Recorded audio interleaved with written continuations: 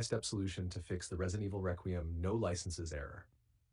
Solution 1. Check game ownership and licensing. 1. Make sure the game is purchased and properly installed on the platform you're using, Steam, Epic Games, etc. 2. Log out and log back into your account to refresh the license. 3. On Steam, go to Library, right-click the game, Properties, Local Files, verify integrity of game files. This fixes missing or corrupted files that may trigger the no licenses error.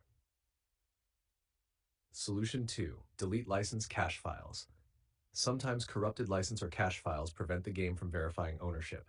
1. Close the game in Launcher. 2. Navigate to the license or DRM folder on your PC, varies by platform. Steam, C, program files, Steam, user data, your ID. Epic Games, C, users, your name, app data, local Epic Games launcher saved. 3. Delete temporary or cache files. Don't delete saved games. 4. Restart the launcher and relaunch the game. Solution 3. Run as administrator. 1. Right-click the game executable or launcher. 2. Select Run as administrator. 3. This allows the game to access system permissions needed to verify licenses.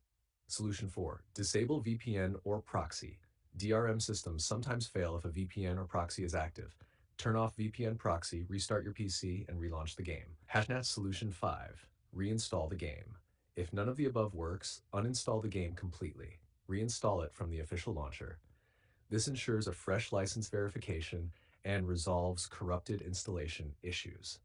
Pro tip: always make sure your system clock and date time are correct. Incorrect system time can prevent license verification for DRM protected games. If you want, I can make a one-click, all-in-one fix method